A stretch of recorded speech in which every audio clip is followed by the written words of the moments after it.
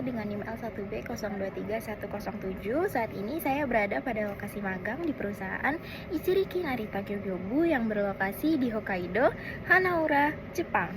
Saat ini perusahaan Ichiriki Narita Gyogyobu bergerak pada komoditas kerang hotate atau yang dalam bahasa Jepang sendiri disebut hotate gai. Untuk cara memproduksi kerang hotate itu sendiri dengan sistem yang diterapkan di perusahaan Ichiriki Narita Gyogyobu itu dengan sistem mimizuri atau teknik ear hanging. Nah, teknik ear hanging ini yang dimaksud adalah di mana cangkang kerang hotate dilobangkan untuk dikaitkan dengan pin atau tali sebagai proses pembesaran.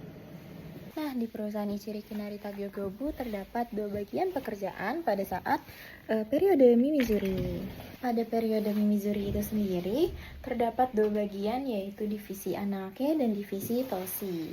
Nah, untuk divisi anake sendiri bertugas untuk melubangkan kuping kerang sehingga kerang dapat dikaitkan dengan pin atau tali. Nah, untuk divisi toshi sendiri yaitu tugas pokok dan fungsinya untuk menancapkan dari pin tersebut ke dalam kerang tersebut sehingga kerang yang sudah dirangkai dapat dikembalikan lagi ke laut. Kira-kira pekerjaan apa ya yang saya kerjakan di sini? Ini saya bekerja dalam bagian toshi atau sebagai yang mengaitkan kuping kerang yang sudah dibolongkan pada saat anake ke dalam pin dengan bantuan tali sehingga dapat dikembalikan lagi ke laut.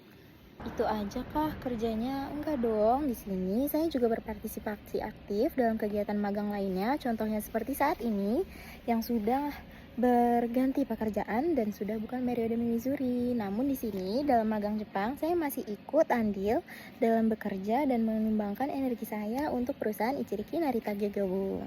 Contoh teknologi yang terdapat di perusahaan ini adalah mesin anake, meja toshi, truk atau kapal yang dilengkapi dengan kren, marukago, zabutong, dan banyak teknologi lainnya yang sangat sekali bermanfaat di sini. Contohnya seperti penggunaan mesin anake yang sangat bermanfaat di mana para pekerja tidak harus melubangi secara manual melainkan melalui mesin yang hanya perlu disusun satu-satu. Jadi ini sangat memudahkan para pekerja untuk mempercepat proses mimizuri. Mengapa investasi pada mesin anake sangat menguntungkan bagi perusahaan ini? Karena perusahaan ini memproduksi kerang hotate dalam skala besar atau banyak dan dengan jumlah karyawan yang sangat mumpuni sehingga proses mimizuri perlu dilakukan secara cepat dan tepat. Standar atau kedisiplinan pada perusahaan Jepang ini diukur dalam ketepatan waktu. Contohnya seperti waktu absen, kita datang pada pukul 6.49 pagi dan pulang pukul 16.05. Jadi saat ini saya berada pada ruang ganti, yaitu saya sudah mengenakan kapa dan sarung tangan sebagai keselamatan kerja dan juga sepatu boots yang tidak terlihat di bawah. Hal ini dikarenakan jika terdapat bahaya, saya bisa mengantisipasi dengan menggunakan sarung tangan dan juga kapa. Pada saat ini saya berada pada gudang tali yang digunakan untuk mimizuri. Nah, untuk budaya kerja pada industri Jepang sendiri yang saya berharap saya akan dapat sampai Indonesia nanti merupakan di mana saya harus cepat, tanggap, sigap. Nah, karena merupakan ini semua tindakan yang positif, jadi ini tuh harus banget diterapkan untuk mengefisiensikan kegiatan mimizuri atau kegiatan lainnya pada proses magang di sini. Untuk best practice-nya yang dapat diterapkan di Indonesia ini tentunya banyak sekali yang dapat kita ambil. Contohnya seperti sikap yang tegas, siap, tanggap, cepat, dan kedisiplinan yang sangat penting di sini pun contoh yang harus diterapkan sampai di Indonesia nanti.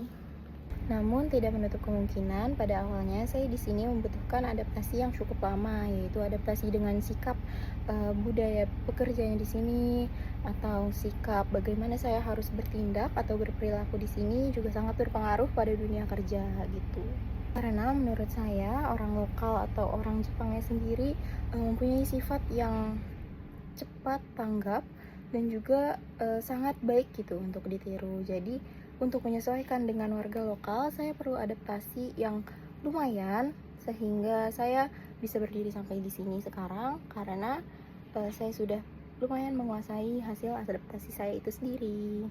Nah, untuk refleksi pembelajaran pribadi menurut saya, di Indonesia harus banyak diterapkan sikap-sikap yang positif seperti pekerja lokal Jepang atau seperti perusahaan Jepang itu sendiri yang mana dari segi teknologi yang mumpuni maupun pekerja maupun sifat-sifat manusia-manusianya yang perlu diadaptasi, semoga bisa diadaptasi lebih cepat.